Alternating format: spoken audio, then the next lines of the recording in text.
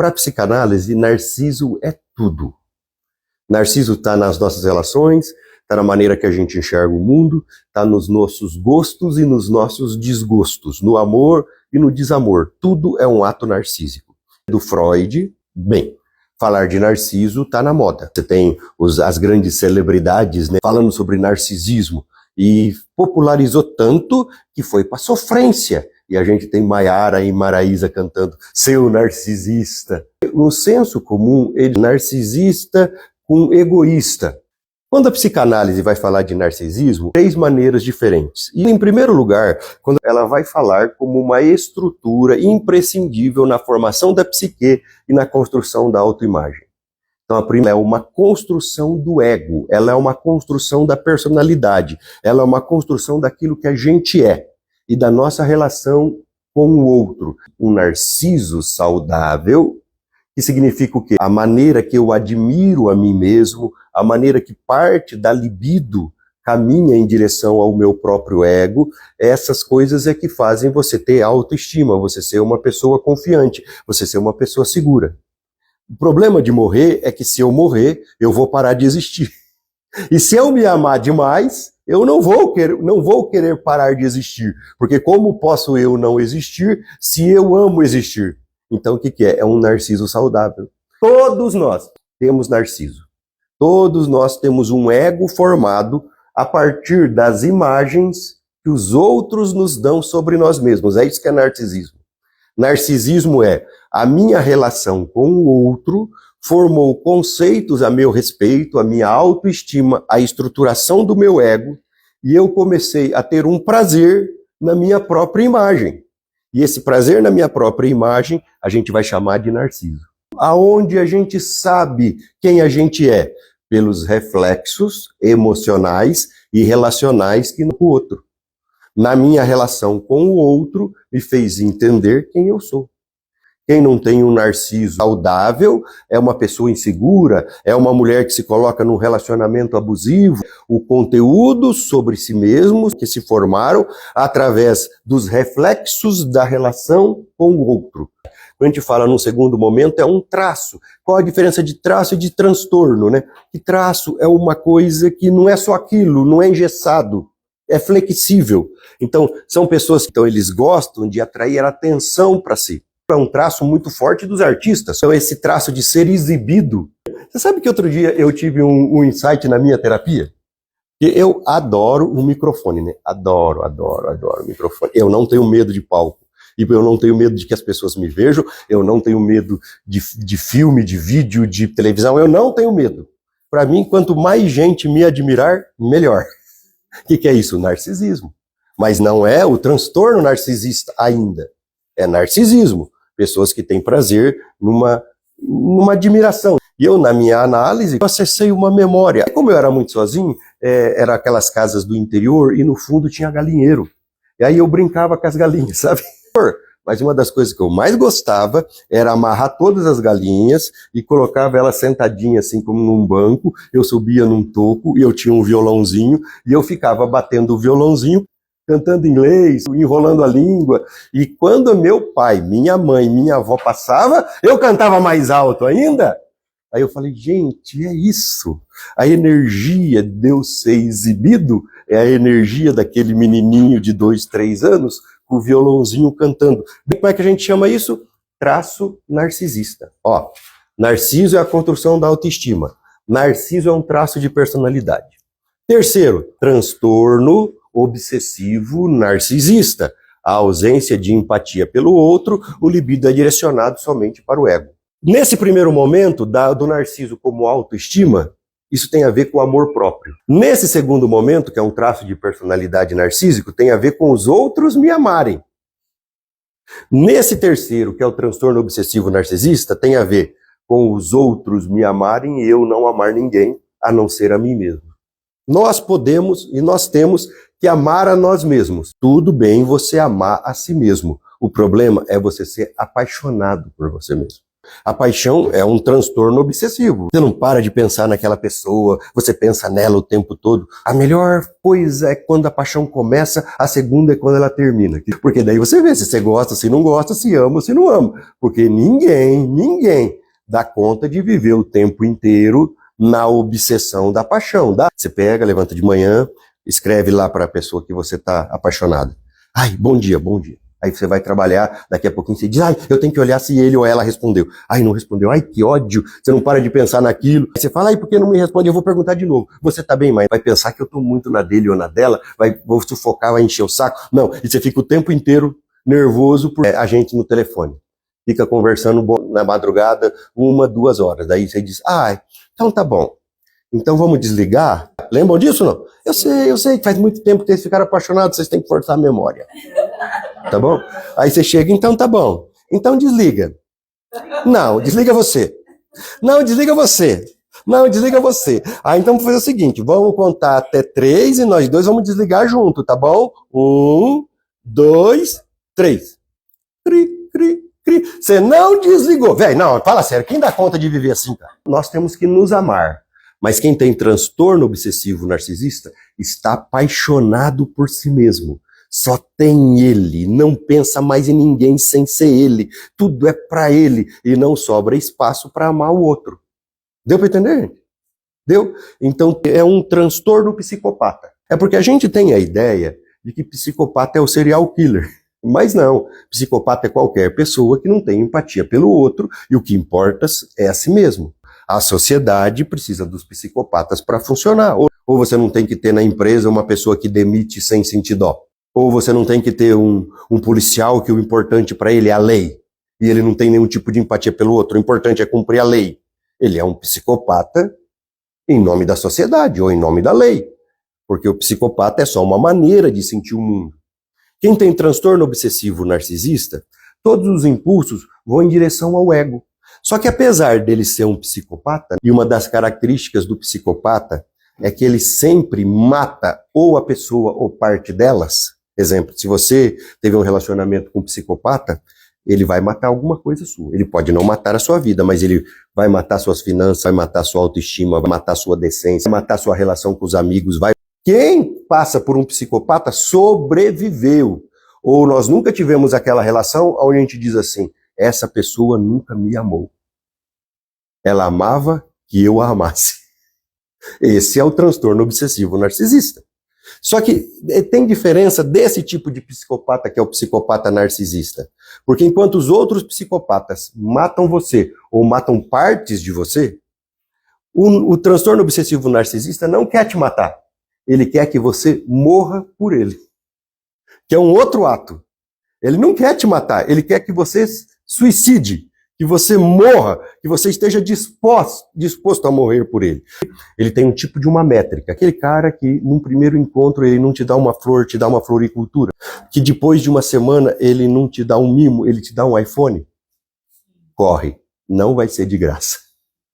E se ele conheceu você e ele exagerou, podia ser você ou qualquer uma. O que o narcisista faz? Em primeiro lugar, ele valoriza você, o máximo, você é a melhor pessoa, você é a melhor mulher, não existe ninguém melhor que você se sente aqui, ó. Quando você se sente aqui, você começa a se entregar, você entrega teu sexo, você entrega teu afeto, você entrega a sua vida, você entrega seu dinheiro, você entrega seu tempo, você entrega seus amigos, você entrega a sua família, vai entregando, e ele vai tirando de você, ele vai tirando. Quando não há mais nada para que você entregue, ele começa no segundo movimento. Te desvaloriza, te joga lá embaixo, você não vale nada, as outras são melhores que você, desvaloriza. Aí ele vai para um terceiro movimento. Ele arruma uma outra pessoa, uma outra mulher, ele arruma um rolo, um caso, uma amante, um cacho, ele arruma algum trem e deixa a ponta para você saber. Ele deixa você saber. E quando você vai confrontá-lo, ele diz assim, eu te traí, eu fiz isso por tua culpa. Porque se você tivesse sido uma mulher melhor, se você tivesse feito mais sexo comigo, se você tivesse me obedecido, se você tivesse ouvido aquilo que eu falei para você, se você fosse mais submissa à minha vontade, eu não teria feito isso. Vocês já viram isso acontecer ou não?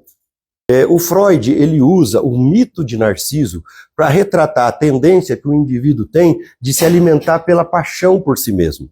Segundo Freud, isso acontece com todos até certo ponto. E a partir de determinada intensidade, aquilo para de ser saudável e começa a ser um distúrbio psíquico. E quando a criança nasce, ela vai passar por um processo chamado de autoerotização. Ela nasce nesse mundo, ela não sabe que nasceu no mundo, porque os sentidos dela ainda são muito inadequados, muito primitivos. O Winnicott vai dizer que a criança não nasce no mundo, que a criança nasce na mãe. O Winnicott vai falar sobre a influência do ambiente na psique. Vai dizer que a gente não nasce no mundo, a gente nasce na mãe, como se a mãe fosse o primeiro ambiente que a gente vive.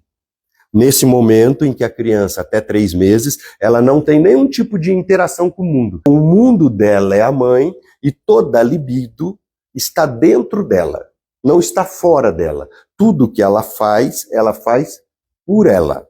Como a definição da psicanálise é de que perverso é aquela pessoa que só pensa em si e não pensa no outro, o Freud vai dizer que o bebê recém-nascido é um perverso. E vai dizer que o psicopata é aquele que involuiu o primeiro estágio da vida humana, que é do bebê recém-nascido. Então o bebê recém-nascido, ele não ama o outro, não porque ele decidiu não amar o outro, é porque o outro não existe para ele. Quando que ele vai sair da autoerotização? Ele vai sair da autoerotização a partir do momento que ele começar a reconhecer o outro. Lembra que eu falei que a gente se forma a partir do outro?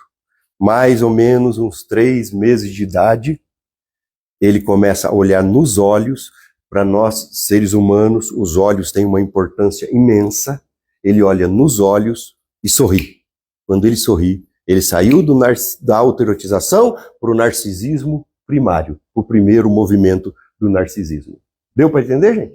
Deu? Então a gente sai da autoerotização para o narcisismo primário. Nesse narcisismo primário, ele saca, ele entende de que ele não está mais dentro da mãe, que ele rompeu com a mãe e que ele é um outro ser.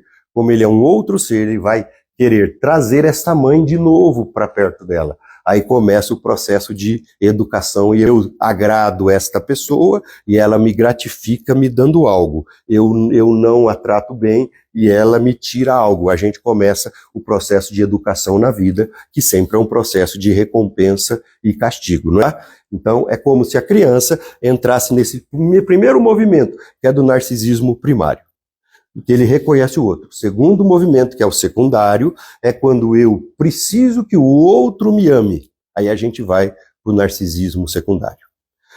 Como é que acontece esse movimento narcísico? Como é que se constrói as imagens narcísicas? O Winnicott, ele vai dizer que a criança, quando está no peito sendo amamentada, ela tem um olhar muito vazio. Um olhar para o nada. Terceiro mês, quando ele entra no narcisismo primário, o olhar dele no peito da mãe fixa e começa a olhar para o rosto da mãe. E a mãe vai olhar de volta para o bebê. O primeiro espelho da vida, a primeira imagem que temos de nós, é o reflexo no olho da nossa mãe enquanto nos amamenta. E a mãe é que vai mostrar para essa criança quem ela é, primeiro na amamentação. Por isso que a amamentação para a psicanálise ela é tão importante. A mamãe amamentando, com atenção, vendo seu filho, tem um contato nos olhos. Eles se fitam nos olhos, se enxergam nos olhos do outro. Qual é a autoestima, qual é a imagem narcísica que vai se formar? Eu sou uma pessoa importante. Tem alguém cuidando de mim. Eu não estou sozinha. Quem é essa mulher? Quem é esse ser que eu não entendo ainda e que cuida tanto de mim e que supre minhas necessidades? Aí vai começar o vínculo do bebê e da mãe. Nesse olhar, não antes. Vamos formar uma imagem narcísica ruim? Vai lá. A mãe amamentando a criança, ele olha no olho da mãe. A mãe está lá distraída, olhando o TikTok. Qual é a imagem narcísica que vem? Eu não sou a coisa mais importante. A coisa mais importante é uma outra, é um outro objeto. O que importa não sou eu, o que importa são os outros. pode virar um ser humano que está sempre buscando o amor do outro, porque nunca recebeu. Pode ser um ser humano que diz, eu não tenho valor e nunca vou satisfazer totalmente alguém. Ou pode ser algum ser humano que usa os outros como objeto. E tudo isso é construído nessa imagem narcísica. Nós somos mamíferos. A ligação dos mamíferos é feita na alimentação. Pode perceber, animais que comem juntos, vivem juntos a vida inteira. Animais que comem sozinhos são animais solitários. Um estudo foi feito, disse que famílias que permanecem unidas após os filhos crescerem, famílias que continuam sempre juntas, são famílias que fazem as refeições à mesa. Por quê? Porque na hora da mesa é a hora de fechar relações afetivas. A família vai se reunir na mesa, tá bem? Sempre vai ter um engraçadinho que vai deixar todo mundo esperando. Fulano, você não vem? Qual que é a relação simbólica? Família é assim. Família tem que esperar os outros. Família não pode deixar ninguém do lado de fora. E quando você chega na mesa, eles dividem o alimento. Porque família tem que dividir o alimento. E nós possamos fazer esse ritual nas ocasiões que a gente puder, para todos estarem à mesa. Isso é uma coisa extremamente importante para você fechar relacionamentos e laços afetivos. Eu lembro, quando eu era criança, lembro de que tomar refrigerante, tomar Coca-Cola, era só em festa. A Coca-Cola quis popularizar e quis tirar aquele refrigerante das festas e ela criou um refrigerante chamado Coca-Cola Família. Quer ver como as coisas mudam? Qual é a litragem de uma Coca-Cola Família que foi lançada lá? 1 litro. E eu dava dinheirinho pra gente, a gente ia pra padaria, comprava uma Coca-litro, e eu sei certinho, uma Coca-Cola litro dá 5 copos. 5 copos de 200 miligramas. Então, como a família era grande, a gente trazia 2 Coca-Colas litros. E daí pegava aquele refrigerante e dividia no copinho igualzinho para todo mundo. Né? E não era um servir antes do outro. Todos tinham que esperar. Dos problemas do nosso mundo é que nós temos uma defasagem simbólica muito grande em relação à família.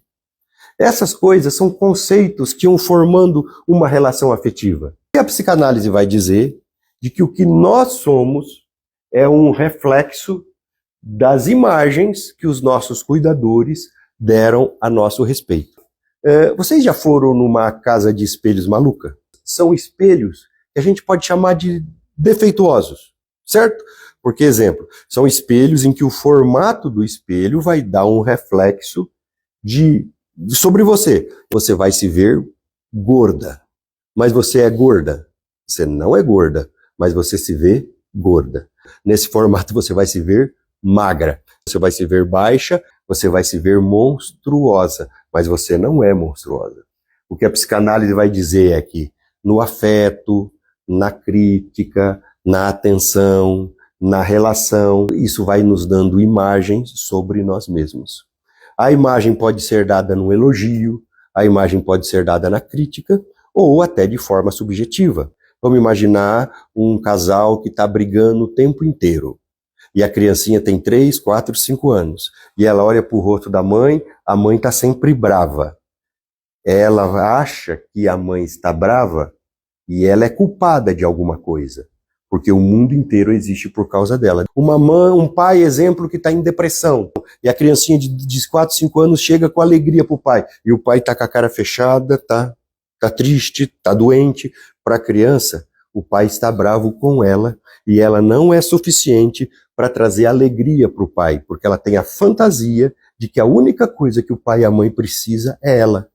Na clínica, uma menina que na adolescência, porque sofreu uma rejeição amorosa, fica despedaçada, nós psicanalistas pensamos, essa experiência não tem a energia suficiente para despedaçá-la.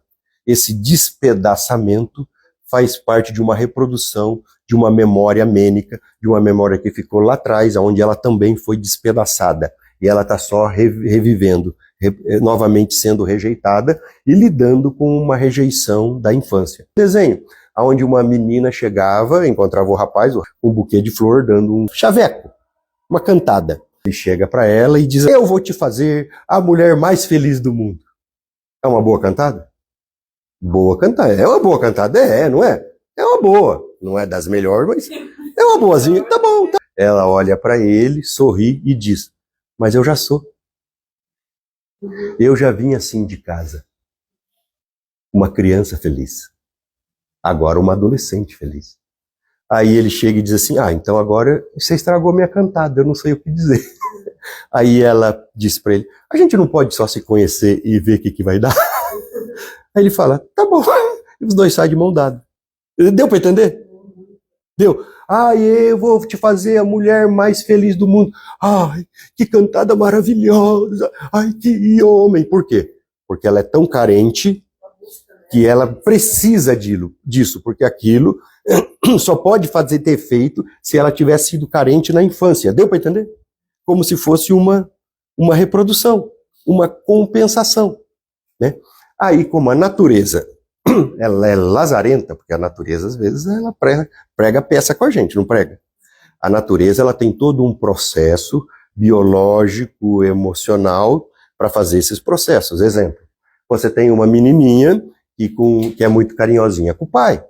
Aí quando ela abraça o pai, ela beija o pai. Quando ela fica com 8, 9, 10 aninhos, ela para de ir pro colo do pai. E o pai começa a dizer: ai, minha filha não me ama mais. Cadê aquela menininha carinhosinha? E não sei o quê. Daí sabe o que acontece? Ela chega nos 10, 11 anos, começa a discutir com o pai sem parar.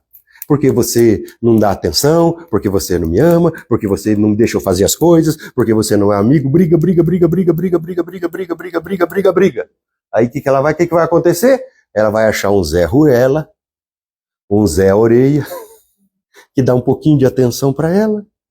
E ela vai achar: esse é o homem da minha vida, e não aquele pai ruim que eu tenho lá em casa. Aí ela vai encontrar o Silas. Vocês conhecem o Silas? Se lascou.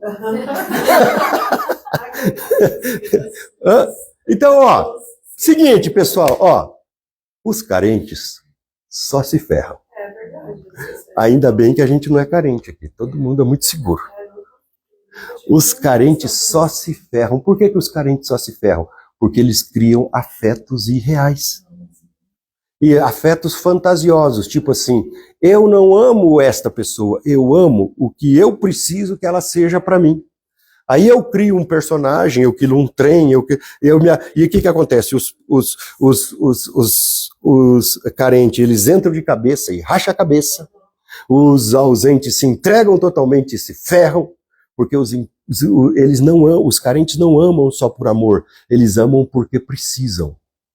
E nessa precisão é que eles encontram o tormento da vida deles. Certo? Aí que eles se ferram. Mas isso é construído com imagens narcísicas. Então vamos lá. Um pai, vamos pensar nessa imagem, uma mulher hétero do pai com o namoradinho, tá? Quando tem um pai respeitador, um pai que a trata com carinho, um pai que a supre, um pai que coloca limite, um pai de verdade que está em falta no mercado. Está em falta no mercado. Ela vai ter mais recursos afetivos para lá na frente negociar a relação romântica. Porque a relação romântica é uma negociação, não é? É fácil, vamos pensar na relação romântica, é fácil. Imagina você ir numa concessionária comprar um carro e dizer assim: eu sonho com esse carro todo dia. Com o vendedor, conversa com o vendedor. Eu não vivo sem esse carro. Esse carro é tudo para mim. Eu acho que na hora que eu encontrar esse carro, eu vou ser feliz. Quando eu entrar nesse carro, vai ser tudo para mim. Eu não penso mais em ninguém, só nesse carro. O preço baixa? Baixo nada. Como é que você negocia? Não, estou vendo as possibilidades. Você não viu nada. Estou vendo as possibilidades. Estou pensando, será que devo comprar? Se não devo comprar? Tudo depende das condições. Aí mesmo se você quiser comprar o carro, eu vou te ensinar. Sabe o que você faz? Finge que você vai embora. Mesmo se você não quiser ir. Você fala: não, vou pensar melhor.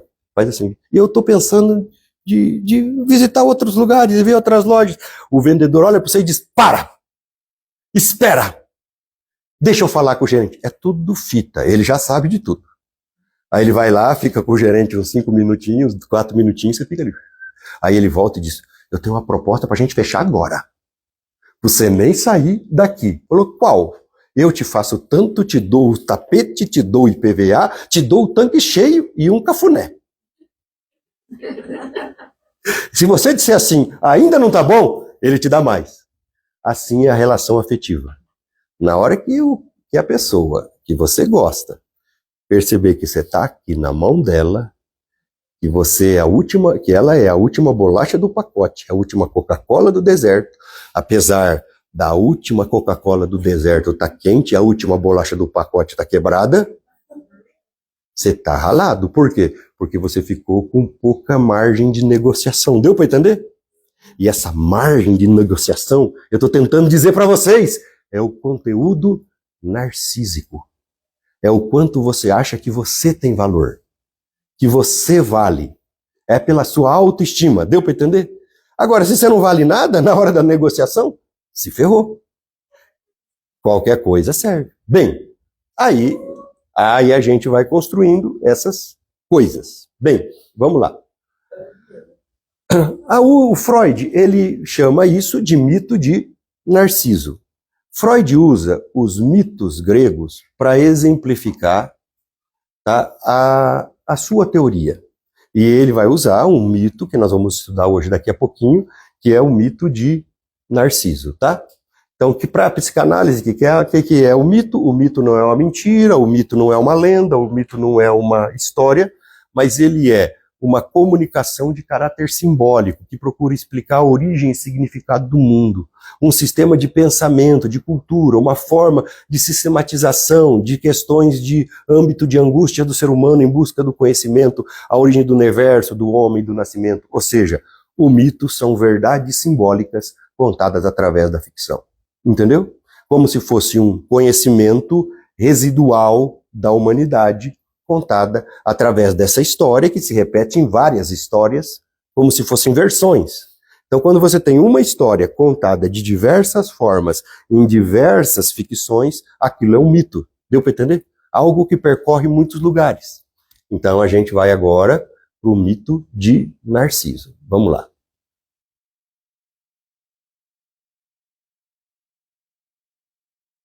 Narciso, eu vou contar para vocês o mito e daí a gente vai desmiuçando ele, pode ser? Tá? Então, o Narciso, ele é filho de uma ninfa. Que eram as ninfas? As ninfas, elas não eram deusas, mas também não eram mulheres. Elas não eram eternas como as deusas, mas a ninfo vivia mais ou menos 1000 anos e morriam belas. Elas não envelheciam. Deu para entender? Sempre lindona, bonitona, gostosona. E quando morria, morria assim, 1000 anos. As ninfas foram criadas da seguinte maneira. Quando Cronos, que quer dizer tempo, queria reinar, ele tinha que destronar seu pai, que era Saturno, que era o firmamento, que era um deus primordial. Esses deuses primordiais, eles não podem ser mortos. Eles são imortais e imorríveis, entendeu? Agora, quando você tem essa primeira geração de deusas, a segunda geração de deuses são os titãs. E a gente ouve titãs quando a gente vê na ficção, talvez a gente traz do cristianismo essa ideia de demônio, né? Mas não eram demônios. Titãs eram os filhos dos deuses primordiais, entendeu? E esses titãs passaram a perna dos pais deles para reinar.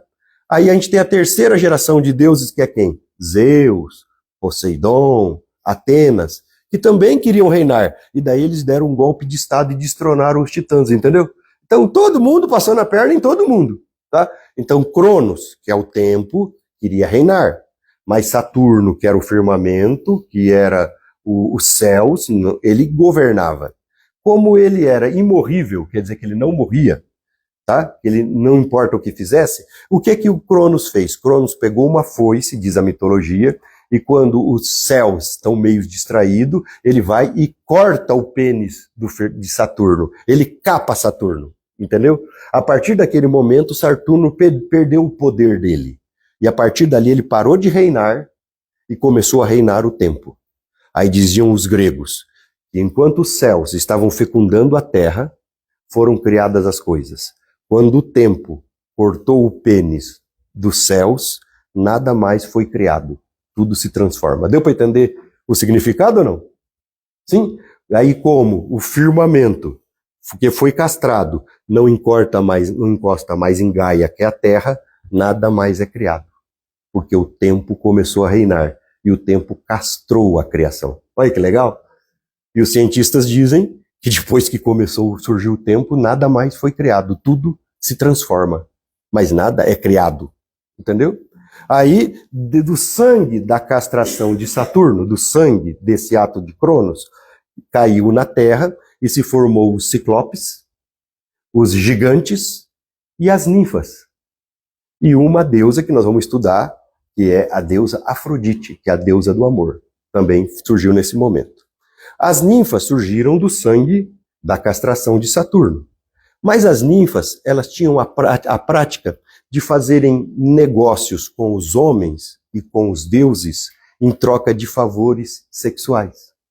As ninfas, elas sempre usavam o sexo como forma de barganha. Por isso que vem a expressão ninfomaníaca. Entendeu? Vem do mito grego, tá? Aí, o que aconteceu? Zeus era um safado, né, gente? Zeus, que era um safado, ele não podia ver mulher, não podia ver Deus, ele não podia ver ninfa. Ele fugiu do Monte Olimpo para fazer uma orgia com as ninfas. Mas a Hera, que era a mulher dele, que era a rainha das deusas, estava meio desconfiada dos Zeus. Porque ela tinha achado uns comprimidos de Viagra numa gaveta lá do Olimpo. E falou, esse velho safado tá com treta. Aí ela estava perseguindo Zeus. Quando ele chegou com as ninfas para fazer a orgia dele, porque as ninfas estavam barganhando, ele chegou para uma ninfa chamada Eco. Ele chegou para essa ninfa chamada Eco, que gostava demais de falar, adorava dar opinião dela em tudo. Ele chegou para essa ninfa e falou o seguinte, olha, a Hera está atrás de mim. Eu vou ficar aqui atrás da moita fazendo o trem.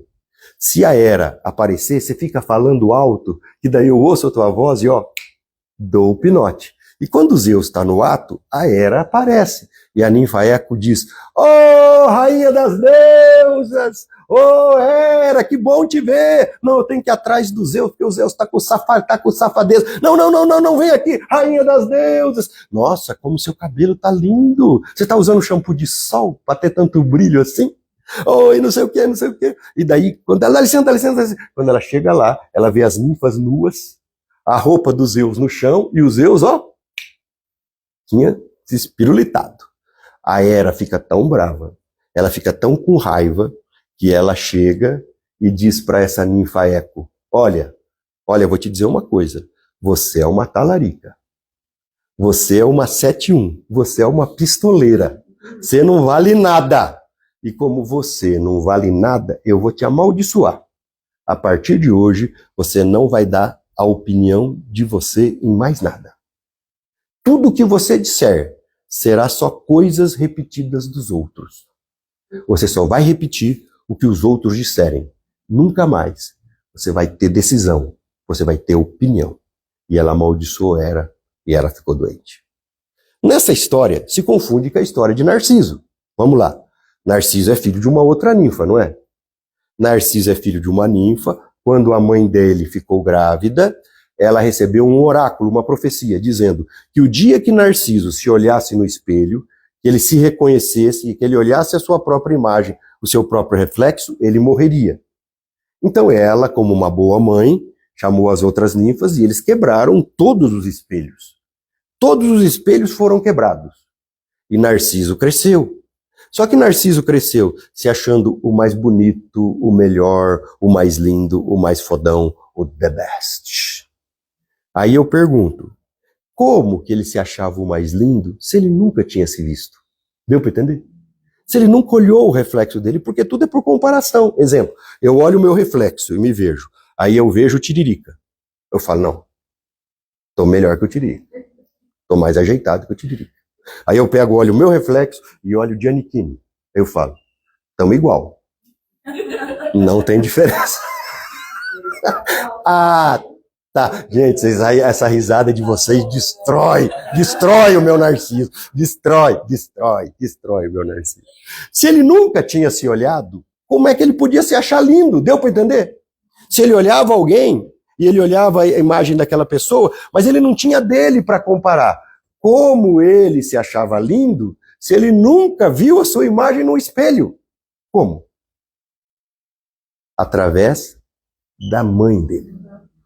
A mãe dele ficou dizendo, você é lindo, você é maravilhoso. Os outros diziam, você é lindo, você é maravilhoso. Todo mundo dizia, que criança linda, que criança maravilhosa. Aí vai formando a imagem narcísica. Deu para entender? E Narciso, porque ouviu tanto isso dos outros, cresceu achando que ninguém estava à altura dele. Deu para entender? Por isso eu digo, tome cuidado com o que você fala para o seu filho. Se você cria um filho e começa a chamar ele de príncipe, você é meu príncipe, você é meu príncipe, você é meu príncipe. Ele é príncipe? Ele é príncipe? Não. Então você está mentindo para ele. E o que é o príncipe? O príncipe é melhor que os outros. Ele é melhor que os outros? O príncipe não trabalha. Quem trabalha é quem? O rei. Você está chamando teu filho de príncipe? Então prepare. Você vai ter que sustentar ele a vida inteira. Porque o príncipe não trabalha.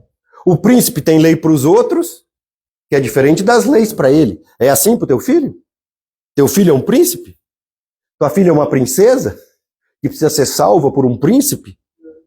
Que vai ser sempre uma mulher que a bruxa vai perseguir, que vai ser uma lascada da vida e que espera um homem para pagar as contas dela? Ela vai ser princesa? A gente chega para a filha da gente e diz assim, você é a menina mais bonita do mundo. Ela é a menina mais bonita do mundo? Ela é a menina mais bonita no teu olho. Você tinha que dizer, você é a menina mais bonita do mundo para mim. Não para os outros, para mim. Aí essa menina que constrói essa imagem narcísica, quando chega na escola, as amiguinhas começam a rejeitar ela, ela não dá conta. Porque ela acha que o mundo inteiro está sacaneando ela. Porque você criou uma imagem narcísica irreal. Deu para entender? Você não conhece gente que começa a trabalhar na empresa, chega 2 meses e diz assim, vou pedir a conta. Por quê? Porque onde já se viram? Eu estou há 2 meses trabalhando na empresa e eles não reconhecem o meu valor. Porque eu ainda não sou chefe. Quem que colocou isso na cabeça dele? Deu para entender? Estão entendendo o que é a imagem narcísica? A imagem narcísica pode ser, ela pode ser inchada, ela pode ser inflada, ela pode ser defeituosa, ela pode ser adoecida. A imagem narcísica tem a ver com as mentiras que nós contamos para os filhos da gente. Ou nós não mentimos? Tua vida vai ser fácil, tudo vai dar certo, você nunca vai ter problema, você sempre vai ser amado. É isso, gente? Ou não é? Então essas imagens narcísicas, elas têm a ver com essa construção da nossa própria autoestima. Por exemplo, tem um conto especial que fala de espelho. Qual que é? Qual que é? Que deu um problemão agora no filme da Disney. Da Branca de Neve. Espelho. O espelho? Espelho, espelho meu. Não é? Não é que é o filme da Branca de Neve. Não é isso, gente? Então vamos pensar no filme da Branca de Neve. Ok? Pensa. Quando você vê a fábula do filme da Branca de Neve, quem é a vilã? A bruxa? É a bruxa que dá a rainha, né? Que é a bruxa, que dá a maçã para ela e tal, não é? Para psicanálise, não. Para psicanálise, quem faz toda a sacanagem é o espelho. O espelho é que cria intriga. Por que aquele maldito daquele espelho foi ficar comparando uma com a outra? E outra, quando ele diz assim, espelho, espelho meu, quem é a mulher mais bonita do mundo? E o espelho diz, é Branca de Neve. Beleza, tá no olho de quem vê. O espelho primeiro começa a falar o que a rainha deseja. Você é a mulher mais bonita do mundo. Depois ele começa a jogar a rainha contra a Branca de Neve. O espelho toda hora fica sacaneando. Toda a confusão foi por causa do espelho, gente. E o que a psicanálise está dizendo que o espelho para os nossos filhos somos nós. O espelho para a criança é o professor dele do ensino fundamental. O professor dele, o espelho dele é a babá. Entende? Então estamos dizendo? E que é isso que pode criar essas imagens narcísicas que a gente está conversando aqui. Bem, vou caminhar aí para a gente entender. Vamos lá. Se o espelho é a imagem sobre nós mesmos, e que a gente se vê, lembra da casa de espelhos malucas? Sobre a imagem, a gente vê o nosso reflexo sobre os defeitos do espelho. Quando o espelho é defeituoso, o nosso reflexo também é defeituoso, não é isso, gente? É isso? Então vamos lá. Então quer dizer que algumas imagens que você tem a teu respeito passaram pelos defeitos das pessoas na sua primeira infância. E que não tem a ver com a tua imagem. Tem a ver com eles. Não com você. Era ruim para eles, não era ruim para você. E que a maioria das coisas que os outros disseram que eram defeitos na nossa vida, não eram defeitos. Eram características. E eram defeitos para eles, não para nós. Vamos tentar imaginar o que eu estou tentando dizer. Vamos supor que ali naquela parede tem um espelho, certo? E que esse espelho seja perfeito, ok? E eu me vejo no espelho. Certo, gente? Eu estou me vendo lá. A pergunta que eu vou dizer é retórica, então me respondo apesar da simplicidade. Eu estou me vendo lá, sim? Mas eu estou lá?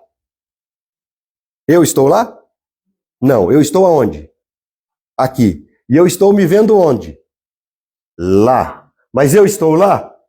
Não, eu estou aqui. Então a imagem do reflexo que eu estou vendo é um engano. É uma mentira. Porque eu não estou lá. Eu estou aqui. Eu não estava nos olhos dos meus pais. Eu estava aqui. Deu para entender? Deu. O que é a psicanálise? É a tentativa de fazer você se ver com os seus próprios olhos. E desgrudar o reflexo que te deram sobre você mesmo. Só que isso não é de graça.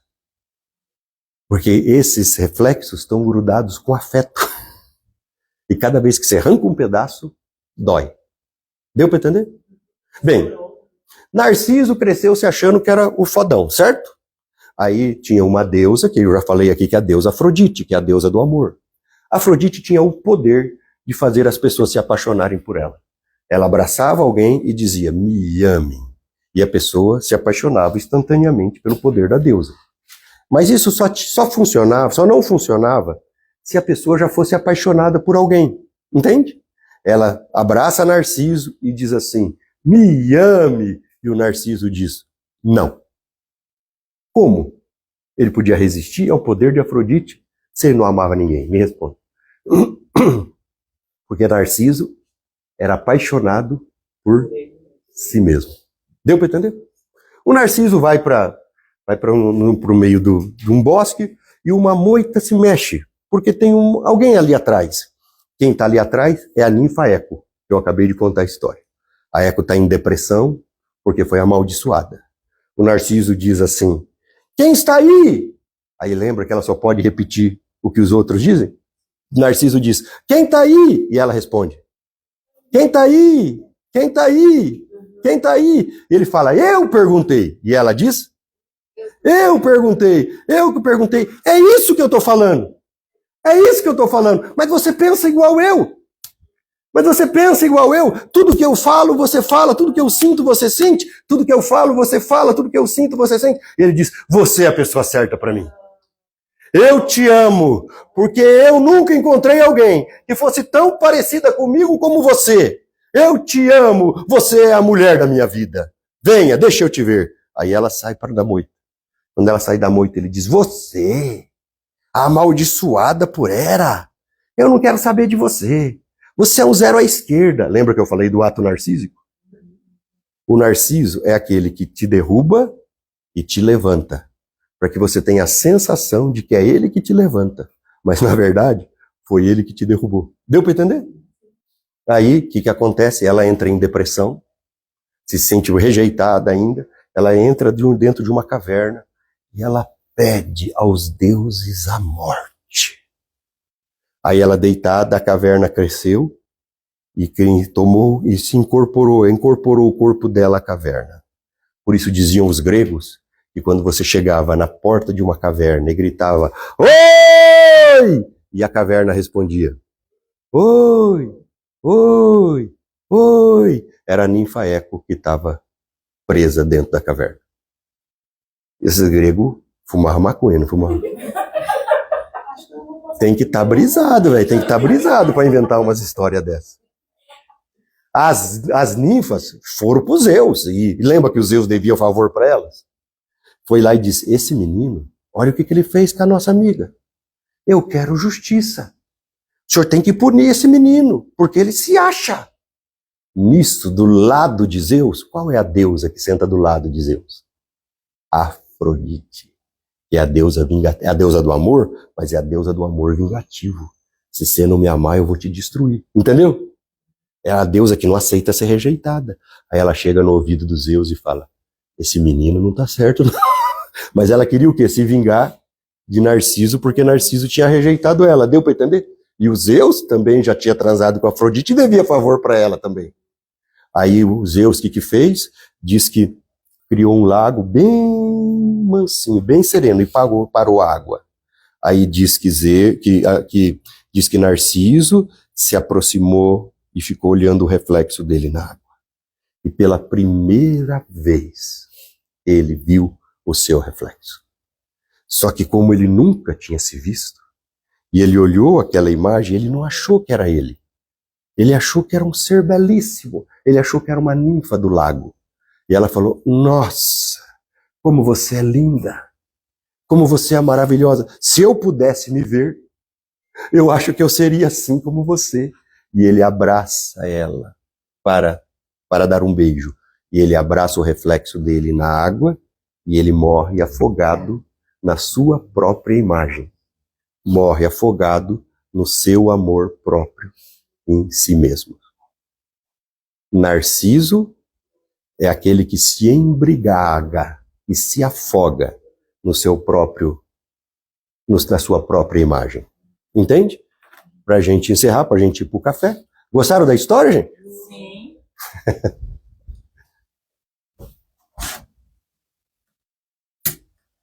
Então vamos lá. Narciso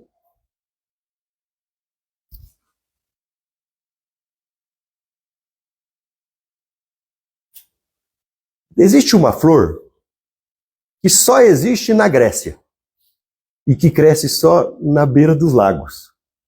É essa flor aqui, ó. Vocês estão vendo ela? Essa flor se chama Narciso.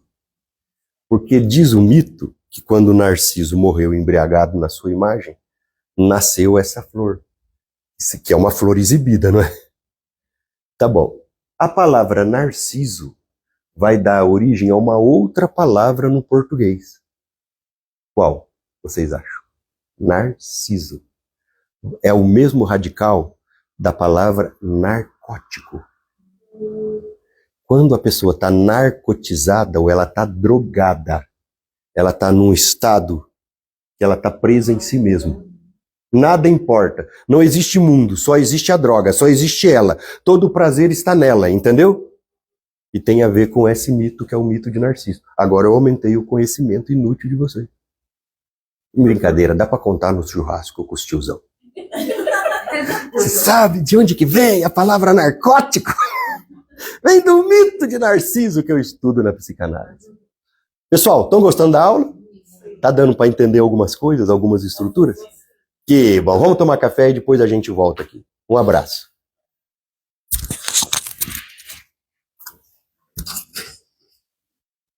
Legal, né, gente?